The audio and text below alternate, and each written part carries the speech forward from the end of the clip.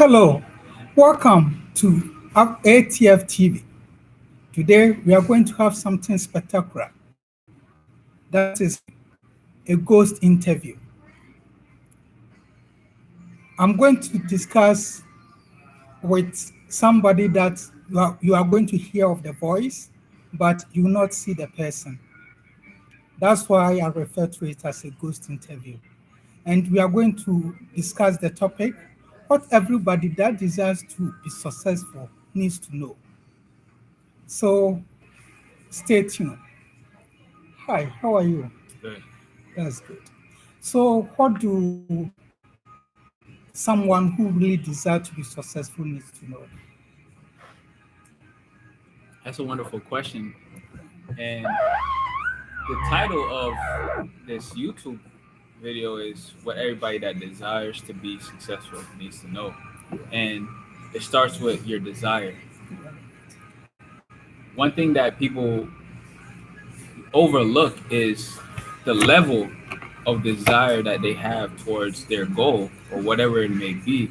And your desire ultimately fuels the steps that you have to take to become successful. Wow, that's great. Now, there's different levels of desire, right? For example, a lot of people in life, you ask them, do you want to be successful? They say yes, you know, but how many people are actually taking steps to be successful? Wow, that's great. There's not a lot. It's probably less than 1%.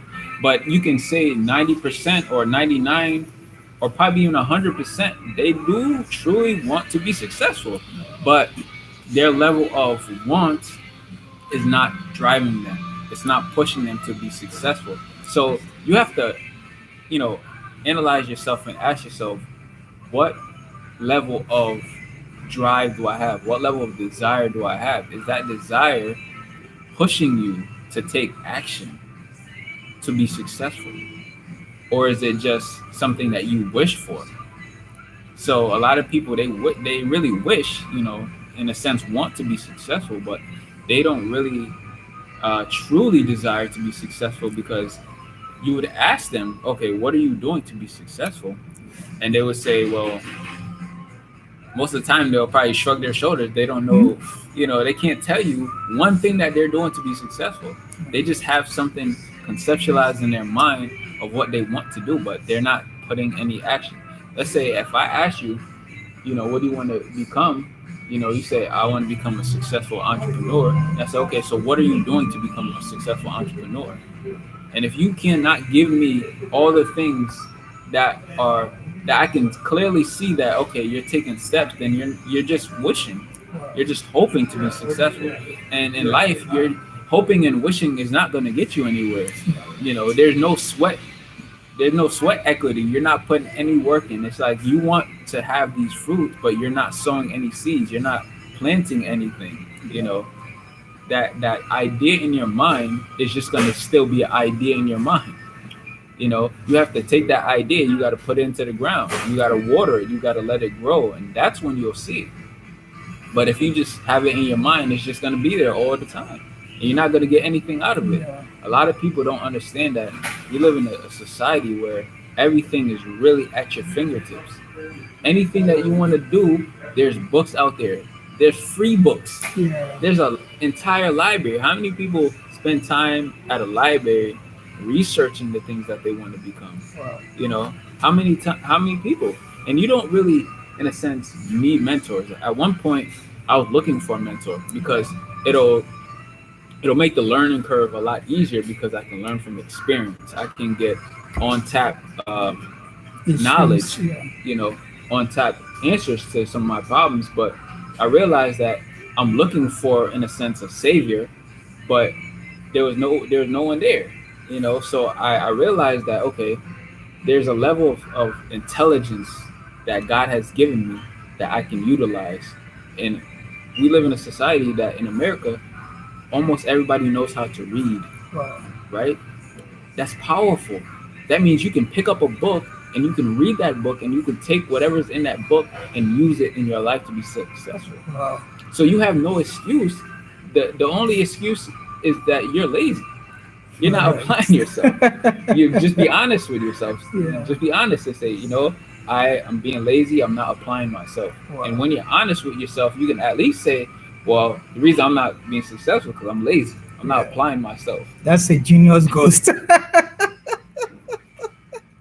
I understand. Let's continue. Yes. Hmm. So it fathoms me to even I look at my own self and I always analyze myself and say, okay, why am I not where I want to be? And then I realize this that okay, I didn't put in the work. Wow. So I'm expecting something that I didn't put in the work for. It's like I'm expecting it to fall into my lap. And then you'd be like, a lot of people look up to God like, God, why am I not successful? Why am I here? Why am I in poverty? And God's probably looking down at you like, okay, you want to be successful, but what are you doing to be successful? Like you have all these resources out here. You can't blame me, what I'm saying, for the things that I gave you the power to do. Yeah. You know what I'm saying? I allowed you to get education. You can read basic things. You can read a book. You don't understand how powerful reading a book is. You you can literally do almost anything you want as long as you can read and comprehend what you're reading. Wow.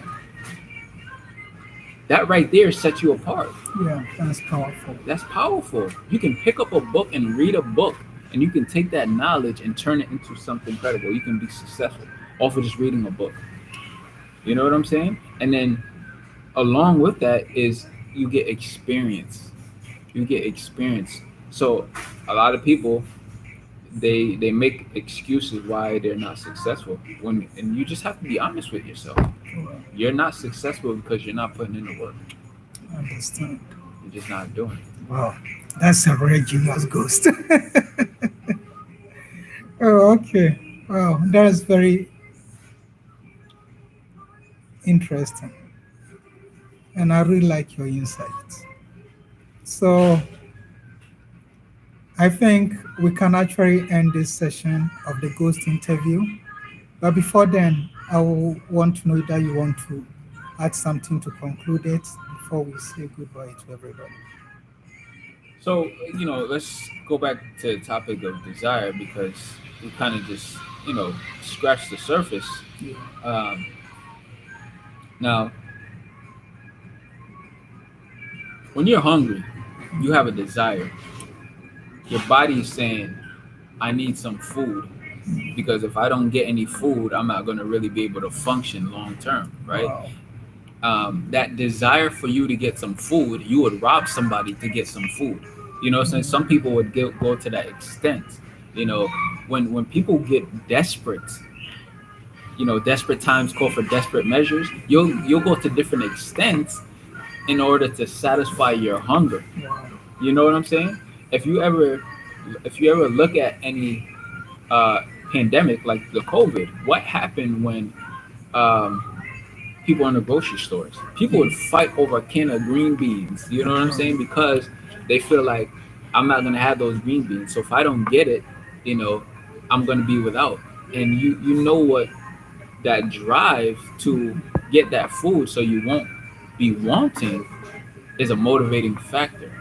So you got to look at desire and say, okay, what are your motivating factors? What is going to drive you to take the action that you need to take? Because everybody has the potential to do whatever they want to be. Whatever they want to become, they have the potential to do it. So it's not a lack of potential. That's not the issue. It's a lack of drive. It's what is going to fuel you to get you there. And a lot of people, they just don't have that fuel. They don't have that drive to get there. Everybody has the desire, but not everybody has enough fuel to get them there. Some people start off, they read a book, and then that fuel burns out. They don't have any more fuel to add to Wow. that fire. Their why, the reason behind it is not big enough. So if you don't have enough fuel, if there's not enough motivating factors to push you to become successful, you're only gonna get so far. You're gonna burn out. And what you need to understand is, why are you doing this? Why do you want to be successful? You know, what's really motivating you? You gotta really pick everything apart, and then you say, okay, what is it going to take for me to be successful? Really look at it.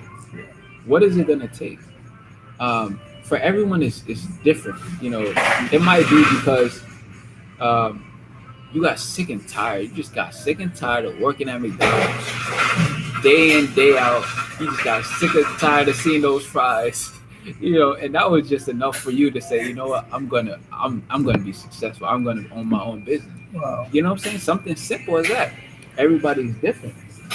So for me, what happened was it was the pain of failing so many times.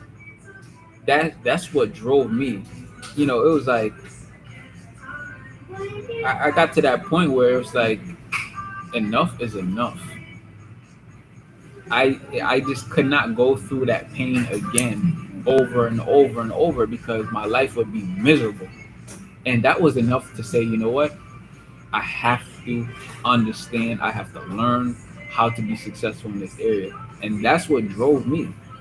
That was my motivating factor because I was sick and tired of being sick and tired. I was sick and tired of going through that pain. And that's what a lot of people need. They need that pain to push them, to drive them, you know, or whatever your reason is, it has to be strong enough for you to go through all obstacles. And I was talking to a friend today, and I asked him a few questions, and Will Smith said this in one of his interviews. He said, if me and you get on the treadmill, it's either you're gonna get off first, or I'm going to die.